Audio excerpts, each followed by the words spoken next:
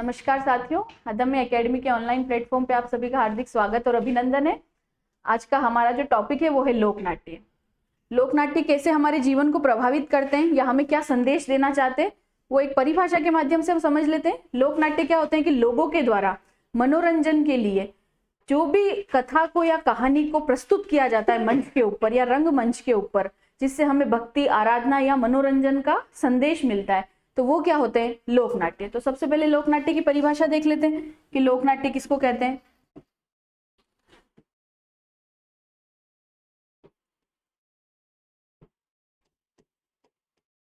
लोक नाट्य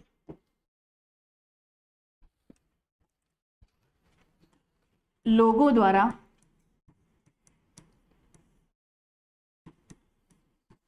किसी भी कहानी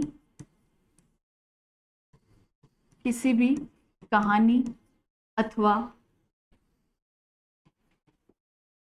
कथा को रंगमंच पर प्रस्तुत करना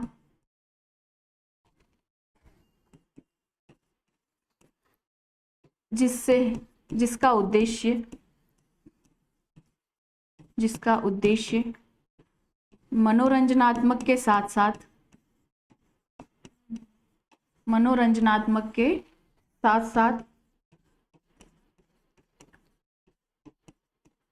भक्ति व आराधना का भाव भी प्रकट हो। आराधना का भाव भी प्रकट हो। जैसे हमारे राजस्थान के अंदर रामलीला होती है, तो उसके अंदर क्या भक्ति और आराधना का भाव है राम के प्रति। मनोरंजनात्मक कैसे? जैसे बहरूपिया होता है, बनते हैं बहरूपिया, कोई बंदर बनता है, कोई क्या बनता है, कोई शिव बनता है, कोई परशुराम बनता है, तो वो बहरूपिया कला है। उससे हमको देख के हमको हंसी आती है, तो हमारा मनोरंजन होता है।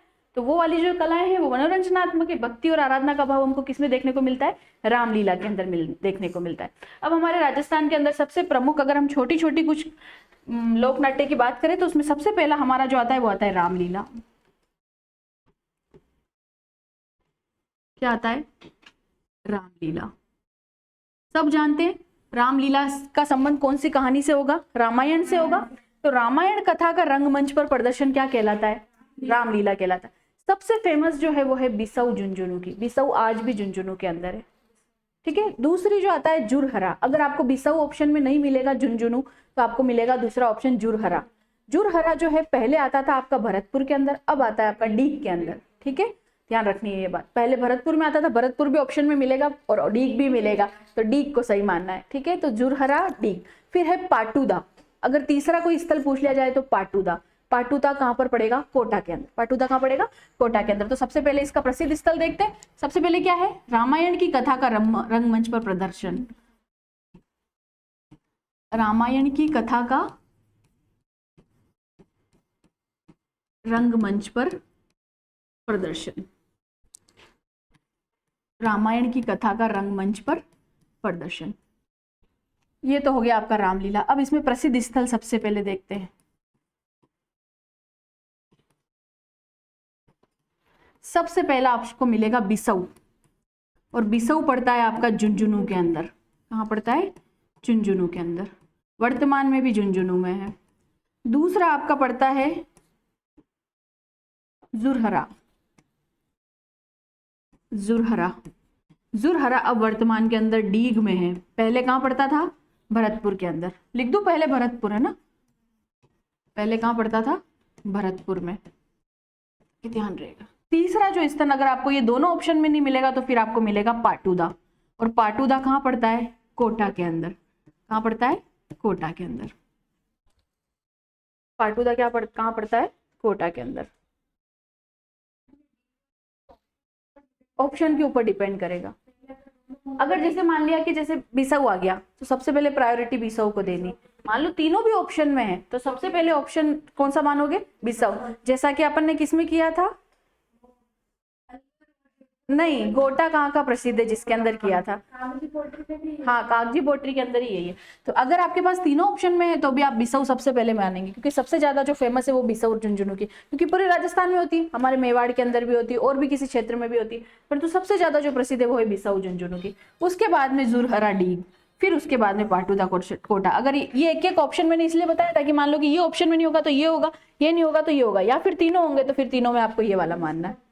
ठीक है, अब इसके अंदर सबसे इंपॉर्टेंट बात करते हैं कि इसको लोकप्रिय करने का श्रेय किसको जाता है। तो इसको लोकप्रिय करने का श्रेय जाता है तुलसीदास गोस्वामी को। लोकप्रिय करने का श्रेय किसको जाता है? तुलसीदास गोस्वामी को। तुलसीदास गोस्वामी। आप सभी को पता है जब रामायण कंप्लीट हो जाती है तो उसके बाद में आरती की जाती है, और लोग हमारे पास में जो आरती लेके आते हैं और हम उसके अंदर पैसे का, फिर हम उसके अंदर पैसे डालते हैं। तो जो आरती होती है इस रामायण के अंदर वो नुंगाली कहलाती है। तो रामायण की आरती क्या कहलाती है? नुंगाली। रामायण की आरती क्या कहलाती है? नुंगाली कहलाती है। और जिस स्थल के ऊपर ये रामायण आयोजित की जाती है वो स्थल राम अखाड़ा कहलाता है। क्या कहलाता है? राम अखाड़ा। तो नुंगाली। तो रामायण की आरती क्या कहलाती है? नुंगाली। और जहां पर रामायण आयोजित की जाती है वो स्थल क्या कहलाता है? राम अखाड़ा। क्या कहलाता है? राम अखाड़ा।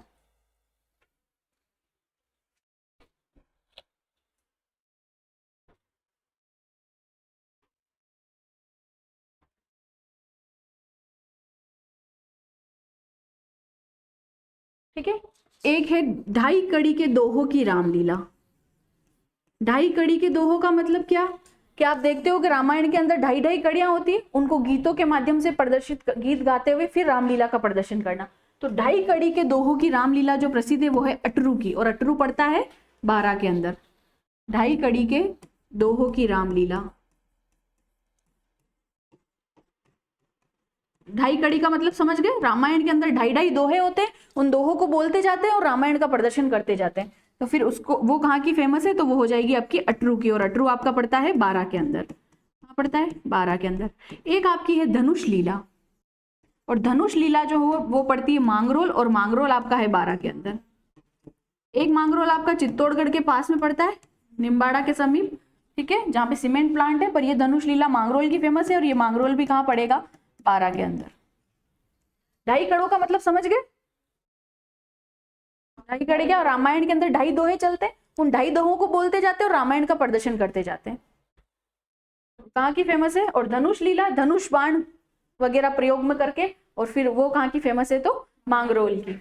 अब एक और आपकी रामलीला है, वो है गेर रामलीला। कौन सी रामलीला? गेर रामलीला। और ये जो गेर का मतलब आप समझते होंगे, या घोर रामलीला। घोर का मतलब क्या होता है? शिव और पार्वती। क्या होता है? शिव पार्वती को समर्पित रामलीला। शिव पार्वती को समर्पित रामलीला। एक जनजाति है, जनजाति का नाम क्या है? गरासिया। जनजाति का नाम क्या है? और कहाँ निवास करती है गरासिया जनजाति? सिरोही के अंदर। कहाँ पर? सिरोही के अंदर। तो गरासिया जनजाति द्वारा कौन सी रामलीला की जाती है? गौर रामलीला, जो कि शिव पार्वती को संबंध है, वहां राम का कोई संबंध नहीं है। कहाँ की फेमस हो जाएगी? सिरोही की। कहाँ की फेमस हो जाएगी? सिरोही की। एक है सनकादिक रामलीला, और ये सनकादिक रामलीला जो फेमस है वो है गोसुंडा, और गोसुंडा पड़ता है आपका चित्तौड़गढ़ के अंदर। ये आपको याद रखना है, गोसुंडा, और गोसुंडा पड़ता है आपका चित्तौड़गढ़ के अंदर। सनकादिक का मतलब सनातन से संबंधित, सारी सनातनी बातें होंगी, कोई भी आर्टिफिशियल बात इसके अंदर नहीं की जाएगी। सारी सनातन से संबंधित जितनी बातें हैं उससे संबंधित जो रामलीला है वो पड़ता है गोसुंडा, और गोसुंडा कहाँ पड़ता है? चित्तौड़गढ़ के अंदर। तो देखो रामलीला के अंदर कौन कौन सी बातें देखी अपन ने। सबसे पहले मैंने आपको बताया कि रामलीला क्या है? रामायण की कथा का रंगमंच पर प्रदर्शन। इसका जो प्रसिद्ध स्थल है ये आपको याद रखना है, ये इंपॉर्टेंट चीज है क्योंकि यही पूछा जाता है। और तो सब बातें क्या है ना, नहीं पूछी जाती, पर इंपॉर्टेंट स्थल आपको ध्यान में होना चाहिए किसी भी कला का। तो सबसे पहला है बिसाऊ। बिसाऊ कहाँ पड़ता है? झुंझुनू। फिर है जुरहरा, पहले पड़ता है भरतपुर के अंदर, अब वर्तमान के अंदर डीग के अंदर। तीसरा जो स्थल है वो है पाटुदा, और पाटुदा कहाँ पड़ता है? कोटा के अंदर। पाटुदा कहाँ पड़ता है? कोटा के अंदर। फिर मैंने आपको बताया कि इसको लोकप्रिय करने का श्रेय किसको जाता है, तो तुलसीदास गोस्वामी को। मैंने बोला कि रामायण जब खत्म हो जाती है तो रामायण की आरती की जाती है, और आरती जो कहलाती है वो क्या कहलाती है, नुंगाली कहलाती है। इस रामायण का जहाँ प्रदर्शन किया जाता है वो जो स्थल होता है वो राम अखाड़ा का क्या कहलाता है, राम अखाड़ा। फिर मैंने आपको बताया कि ढाई कड़ी के दोहों की रामलीला। ढाई कड़ी का मतलब ये होता है कि रामायण के अंदर ढाई ढाई दोहे होते हैं, उन ढाई दोहों का वाचन करते हुए रामलीला को प्रदर्शित किया जाता है। तो वो कहाँ की फेमस है, अटरू, और अटरू कहाँ पड़ेगा, बारां के अंदर। फिर है धनुष लीला, धनुष बाण वगैरह का राम लक्ष्मण प्रयोग करते हैं, उसी कारण ये कहाँ की फेमस है, मांगरोल की, और मांगरोल भी कहाँ पड़ता है, बारां के अंदर। फिर एक रामलीला है गौर रामलीला। हम बोलते हैं गौर, गौर का मतलब भी क्या होता है, शिव पार्वती, और शिव पार्वती को समर्पित कौन सी रामलीला है, गौर रामलीला। ये जो कि किस जनजाति के द्वारा की जाती है, तो कहाँ, गरासिया जनजाति कहाँ निवास कर रही है, तो प्रसिद्ध कहाँ की हो जाएगी, सिरोही की। फिर है संकादिक रामलीला। संकादिक का मतलब होता है सनातन संबंधी, सारा क्या है, सनातन संबंधी। तो वो कहाँ पर प्रसिद्ध है, गोसुंडा चित्तौड़गढ़ के अंदर। अब देखो, एक है रासलीला, ये रामलीला खत्म हो गई। क्या है, रासलीला। एक है रासधारी, हाँ, और एक है रास मंडल। मैं तीनों एक साथ इसलिए बता रही हूँ क्योंकि तीनों का संबंध है तो कृष्ण भगवान से। किससे है, रास कौन रचाते हैं, कृष्ण भगवान। कब रचाते हैं, मेले और त्योहारों में बताया मैंने। किस दिन रचाते कृष्ण लीला, कृष्ण जी अपनी रास कब रचाते, शरद पूर्णिमा। कब मनाते हैं, शरद पूर्णिमा, जब चंद्रमा 16 ही कलाओं को क्या करता है, पूर्ण करता है। ये इनका आयोजन किस दिन किया जाएगा, शरद पूर्णिमा के दिन। शरद पूर्णिमा कब आती है,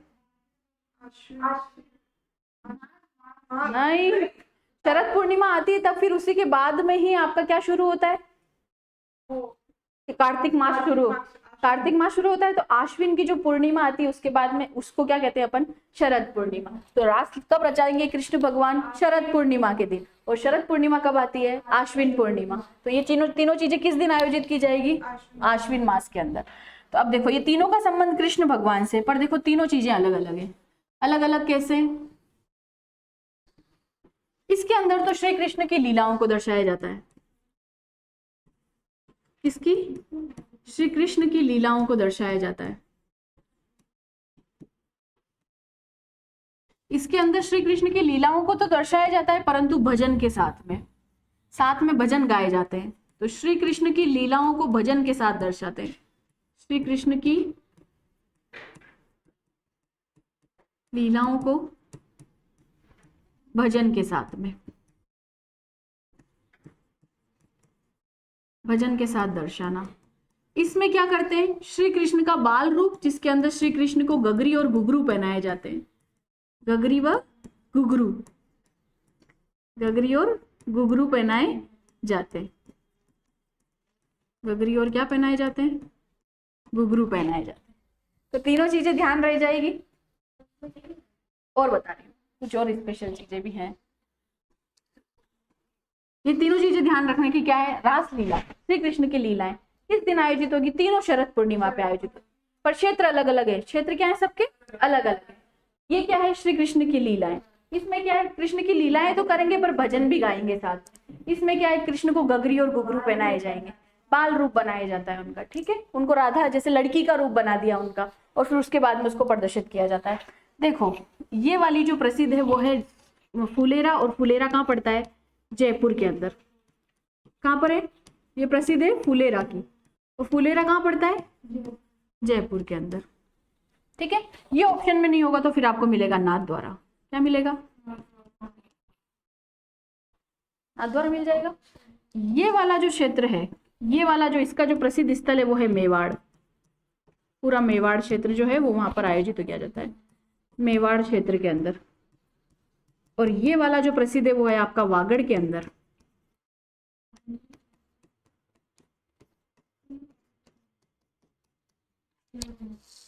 ये क्या है, फुलेरा जयपुर। फुलेरा जयपुर नहीं मिलेगा तो फिर नाथ द्वारा मिलेगा। ये कहाँ का है, मेवाड़ क्षेत्र का। ये कहाँ का है, वागड़ क्षेत्र। तीनों में अंतर पता चल गया। एक में श्री कृष्ण की लीलाएं बता रहे, श्री कृष्ण भजन बता रहे, इसके अंदर के मंडल के अंदर क्या बता रहे, गगरी और घुघरू पहना रहे, किसको, कृष्ण भगवान को।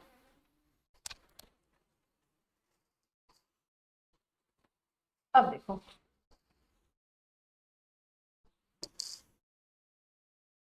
अब इनको किसी ना किसी ने स्टार्ट तो किया होगा, स्टार्ट करने वाले को हम क्या बोलते हैं, प्रवर्तक। इसका जो प्रवर्तक है वो है श्रीहित हरिवंश। कौन है, श्रीहित हरिवंश। इसके प्रवर्तक है मोतीलाल जाट, या हाँ मोतीलाल जाट। और इसके जो प्रवर्तक है वो है ओनाड सिंह। कौन है, ओनाड सिंह। ये आपको ध्यान में रखनी बातें।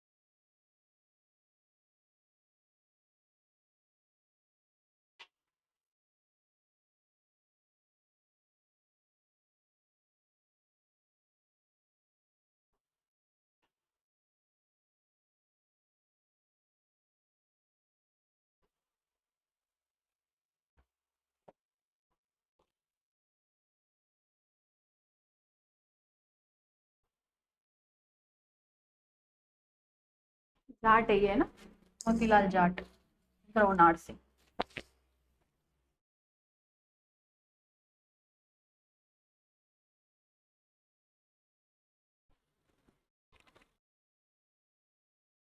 आयोजन याद रहेगा सबको, शरद पूर्णिमा। आयोजन कब होता है, शरद पूर्णिमा को। चंद्रमा उस दिन अपनी 16 कलाओं को पूर्ण करता है। श्री कृष्ण उसी दिन रास रचाते हैं, इसलिए इन सबके आगे क्या है, रास है। एक रास लीला है, एक रासधारी है, और एक क्या है, रास मंडल। इसके अंदर श्री कृष्ण की लीलाओं का प्रदर्शन किया जाता है। किसके साथ में, गोपियों और राधा के संग में रास रचाते थे, तो इसमें गोपियां और राधा यूज पर प्रयोग में ली जाएंगी। इसके अंदर क्या है, कृष्ण की लीलाएं तो की जाएगी, पर भजन भी गाए जाएंगे साथ में। इसमें क्या किया जाएगा, श्री कृष्ण को गगरी और घुघरू पहनाए जाते हैं, उनका बाल रूप बनाया जाता है, उनको लड़की का रूप दिया जाता है। अगर इसमें प्रसिद्ध स्थल पूछ लिया जाए तो फिर वो क्या है, फुलेरा जयपुर। फुलेरा जयपुर ऑप्शन में नहीं हो तो फिर आपको नाथद्वारा मिलेगा। इसका प्रसिद्ध स्थल है मेवाड़ क्षेत्र, ये पूरे मेवाड़ के अंदर प्रसिद्ध है, क्या, रासधारी। फिर है आपका रास मंडल, ये कहाँ का है, वागड़ क्षेत्र। वागड़ में कौन से जिले आते हैं, डूंगरपुर, बांसवाड़ा, ठीक है। अगर इसके प्रवर्तक अगर आपको पूछ लिया जाए तो इसमें तो प्रवर्तक है हित हरिवंश। कौन है, हरिवंश। हरिवंश क्यों, क्योंकि नाथद्वारा है। नाथद्वारा के अंदर कौन सा संप्रदाय है, वल्लभ संप्रदाय। कौन सा संप्रदाय, वल्लभ संप्रदाय। तो आप याद रख सकते हैं श्री हित हरिवंश। फिर इधर आपके इसके प्रवर्तक है मोतीलाल जाट, और इधर आपके प्रवर्तक कौन है, ओनाड सिंह। अब एक नोट डाल के बात लिखनी है, क्या लिखनी है, नोट डाल के बात ये लिखनी है कि रासलीला के जो कलाकार होते हैं वो स्वरूप कहलाते हैं। किसके, सिर्फ रासलीला के, और किसी के नहीं, सिर्फ रासलीला के, जिसमें श्री कृष्ण की लीलाओं का प्रदर्शन है।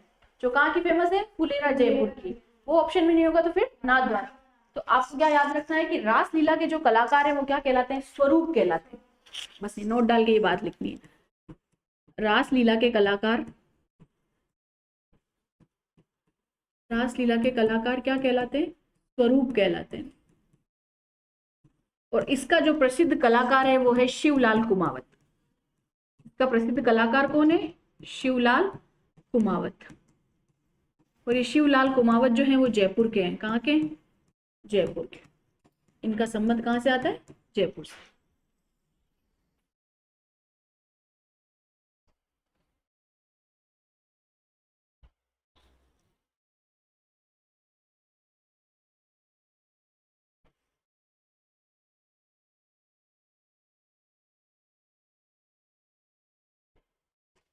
चले आगे, आ गई यहाँ तक की बात समझ में। अब देखो अगली जो कला है वो है बहरूपिया। देखे सबने बहरूपिया, कोई बंदर बनता है, कोई हनुमान जी बनता है, कोई शिव बनता है, कोई परशुराम बनता है ना।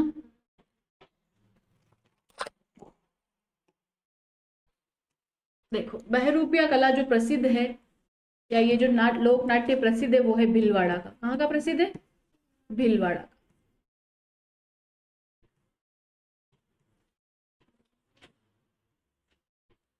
कहाँ का प्रसिद्ध है, भीलवाड़ा।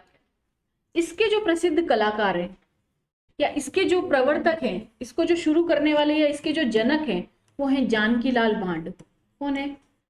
जानकीलाल भांड। अगर आपको प्रश्न मिलता है कि राजस्थान का मंकी मैन किसको कहा जाता है, जानकीलाल भांड को क्या कहा जाता है इनको? राजस्थान का मंकी मैन। तो ये है क्या कहलाते हैं? राजस्थान के मंकी मैन। कहाँ के रहने वाले? भीलवाड़ा के रहने वाले। और क्या किया इन्होंने इस कला को लंदन में प्रस्तुत किया। कहाँ पर प्रस्तुत किया? लंदन में प्रस्तुत किया। इस कला का जो आयोजन है वो फागुन मास में किया जाता है। इस कला का आयोजन कब किया जाता है? फागुन मास के अंदर। इस कला के जो कलाकार हैं वो हस्तनाम कहलाते हैं।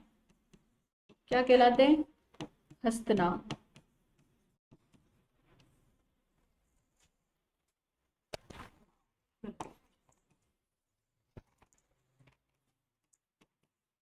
इस कला के कलाकार क्या कहलाते हैं? हस्तनाम कहलाते हैं। प्रसिद्ध कहाँ की है? भीलवाड़ा। प्रसिद्ध कहाँ की है? भीलवाड़ा। इसके प्रवर्तक और जनक कहे जाएंगे कौन? जानकीलाल भांड। ये क्या कहलाते हैं? राजस्थान के मंकी मैन। इन्होंने इस कला को कहाँ प्रस्तुत किया? लंदन में। इसका आयोजन कब किया जाता है? फागुन मास में। इसके जो कलाकार क्या कहलाते हैं? हस्तनाम कहलाते हैं। इसके कलाकार क्या कहलाते हैं? हस्तनाम। अब देखो आगे,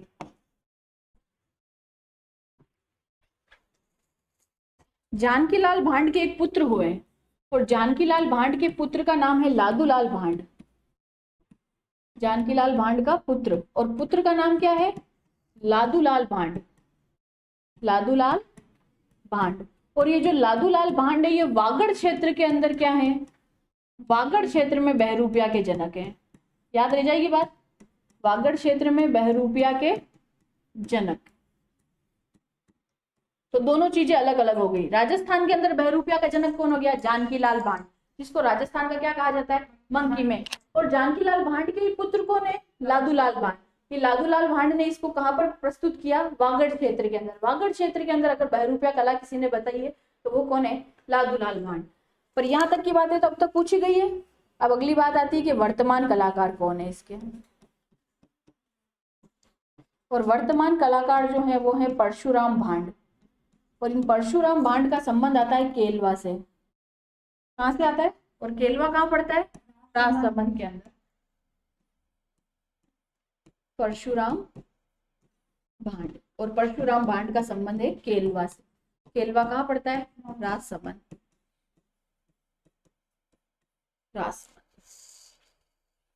वर्तमान कलाकार ध्यान रखने, प्रवर्तक ध्यान रखने, आयोजन किस दिन हो रहा है, कलाकार क्या कहलाते हैं, प्रसिद्ध कहाँ की। एक बार वापस बता देती हूँ। बहरूपिया कला प्रसिद्ध कहाँ की है? भीलवाड़ा। प्रवर्तक या जनक है जानकीलाल भांड, इन्होंने राजस्थान के अंदर बहरूपिया कला को लाया। इन्हें ही राजस्थान का मंकी मैन कहा जाता है। अगर कोई है जिसने कल लंदन में ये कला प्रस्तुत की तो वो जानकीलाल भांड। इनको इसका आयोजन कब किया जाता है? फागुन मास के अंदर। कलाकार क्या कहलाते हैं? हस्तनाम। कलाकार क्या कहलाते हैं? हस्तनाम। और इसके पुत्र हुए लादूलाल भांड। ये लादूलाल भांड जो है वो वागड़ क्षेत्र के अंदर बहरूपिया के जनक है। परंतु अगर आपको वर्तमान कलाकार पूछ लिया जाए तो वो है परशुराम भांड, जिनका संबंध कहां से आता है? केलवा राजसमंद से। कहां से आता है? केलवा राजसमंद से। अब देखो अगली जो कला है वो है तमाशा।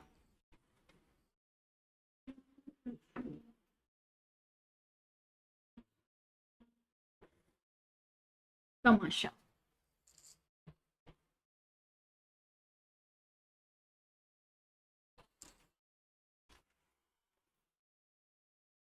अपन कहते हैं ना किसी को कि क्यों तमाशा कर रहा है ना, कि जब किसी की बिना वजह कोई बात हो जाती है और वो बिना वजह नाटक करने लगता है तो उसको क्या कहते हैं हम, कि बिना वजह क्यों तमाशा कर रहा है।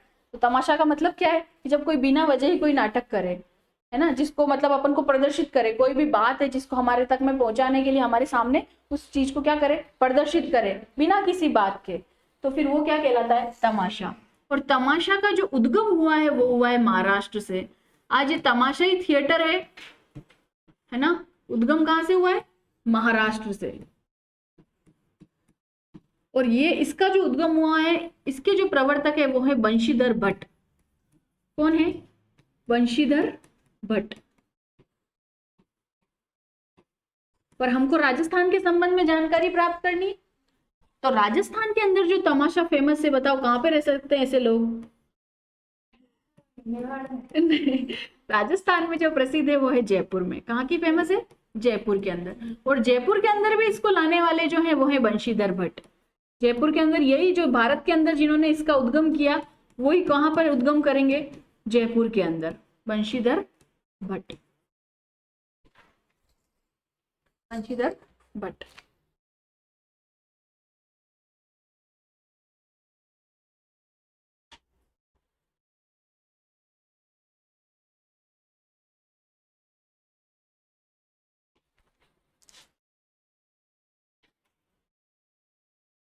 ठीक है, आगे देखो। अब इसके अंदर और थोड़ी इंपॉर्टेंट बातें हैं। मैंने शुरू में ही बताया कि तमाशा के अंदर महिलाएं जो हैं वही महिला का किरदार निभाती, बाकी सबके अंदर पुरुष निभाते। एक तो इंपॉर्टेंट बात ये है, सबसे पहली इंपॉर्टेंट बात है कि 1594 के अंदर जयपुर में राजा थे मान सिंह प्रथम। कौन थे? मान सिंह प्रथम। इन मान सिंह प्रथम के काल में एक कवि हुए हैं, और कवि का नाम है मोहन। कवि का नाम क्या है? मोहन। धमक मंजरी में, धमक मंजरी आमेर में क्या प्रस्तुत किया? तमाशा प्रस्तुत किया। पहली बार राजस्थान के अंदर किसके काल में? मान सिंह के काल में। किसने किया? मोहन कवि ने। कहाँ किया? धमक मंजरी आमेर में। कब किया? 1594 के अंदर। परंतु अगर इस कला के वास्तविक समय पूछा जाए कि वास्तविक समय किस राजा का है, तो वो है सवाई प्रताप सिंह का काल। परंतु अगर आपको ये पूछा जाता है कि सबसे पहले कब किया गया इसका आयोजन? मान सिंह के काल में। परंतु वर्तमान जब मतलब अपन वास्तविक जो इसका कलाकार, मतलब वास्तविक इसके समय के राजा पूछेंगे, तो वो है सवाई प्रताप सिंह। कौन है? सवाई प्रताप सिंह। वास्तविक शुरुआत किसकी? तमाशा की। वास्तविक शुरुआत, और वास्तविक शुरुआत जो की गई वो की गई कब? सवाई प्रताप सिंह के काल में। ठीक है, पहली बार मान सिंह के काल में तमाशा प्रस्तुत किया गया। परंतु अगर इसको कोई प्रसिद्धि दिलाने वाले हैं, तो उस समय का काल किसका है? मान सिंह का काल। ये प्रताप सिंह का काल। प्रताप सिंह को और क्या कहा जाता है? गंधर्व बाईसी। क्या कहा जाता है? गंधर्व बाईसी। क्यों? क्योंकि इसके जो दरबार था उसके अंदर 22 गुणीजन लोग रहते थे, अलग अलग कलाओं के 22 लोग रहते थे, तो इनको क्या कहा जाता है? गंधर्व बाईसी। ये सवाल पूछा हुआ है फर्स्ट ग्रेड के अंदर। गंधर्व बाईसी किसको कहा जाता है? गंधर्व बाईसी कहा जाता है सवाई प्रताप सिंह को। क्यों? क्योंकि इनका जो दरबार था, उस दरबार के अंदर 22 गुणीजन लोग रहते थे। वो 22 गुणीजन अलग अलग कलाओं से संबंध रखते थे, इसलिए इनको क्या कहा जाता है? गंधर्व बाईसी कहा जाता है। हाँ, हवा महल का निर्माण प्रताप सिंह ने करा है। ठीक है, अब देखो इसके अंदर अपन को और क्या बात याद रखनी है। ये जो कला है, एक तो जयपुरी ख्याल प्लस ध्रुपद गायिकी। जैसे मांड गायिका होती है, वैसे ही ध्रुपद की एक गायिका की एक शैली होती है, ध्रुपद। जयपुरी ख्याल और ध्रुपद गायिकी का मिश्रण है। तमाशा का आयोजन दिन में होता है, बाकी सारी कलाएं रात में प्रस्तुत की जाती है। ठीक है, एक और अलग बात, तमाशा का आयोजन दिन में किया जाता है। तमाशा का आयोजन कब किया जाता है? दिन में। तमाशा का आयोजन दिन में होता है। तमाशा का आयोजन कब होता है? दिन में। तमाशा के अंदर महिलाएं ही महिलाओं का किरदार निभाती है। तमाशा में महिला की भूमिका महिला कलाकार द्वारा निभाई जाती है। महिला कलाकार द्वारा निभाई जाती है।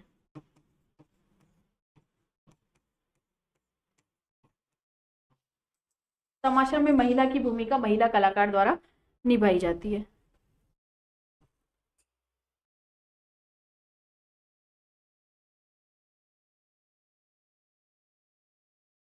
चले आगे।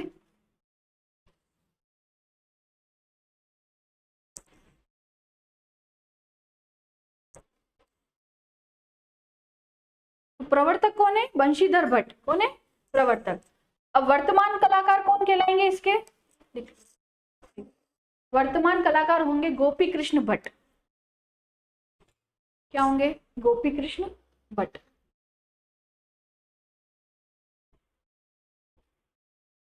तमाशा का आयोजन दिन में, बाकी सारी कलाओं का आयोजन रात में।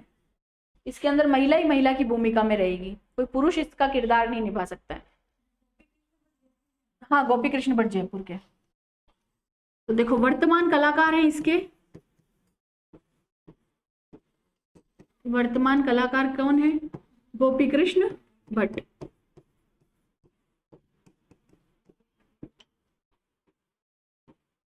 गोपी कृष्ण भट्ट। एक महिला कलाकार है, महिला कलाकार का नाम है गोहर जान। नन्ही जान कौन थी? पढ़ा होगा ना मारवाड़ के इतिहास में। नन्ही जान कौन थी? स्वामी दयानंद सरस्वती को जहर देने वाली नन्ही जान। याद आया? तो हमको यहाँ क्या याद रखनी है? गोहर जान। गोहर जान कौन है? महिला कलाकार। और वर्तमान कलाकार कौन है? गोपी कृष्ण भट्ट। वर्तमान कलाकार कौन है? गोपी कृष्ण भट्ट। ठीक है, अब देखो कहाँ से शुरू किया? बहरूपिया बता दिया था मैंने वहां पे। तमाशा, तमाशा का जो उद्गम हुआ है वो महाराष्ट्र से हुआ है।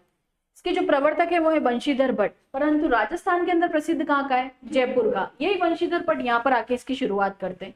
कहाँ आकर? राजस्थान आकर। अगर आपको पूछा जाए तमाशा सबसे पहले किसके समय में हुआ, तो मान सिंह के समय में। कहाँ हुआ? धनक मंजरी आमेर के अंदर। किसने किया? मोहन कवि ने। किसने किया?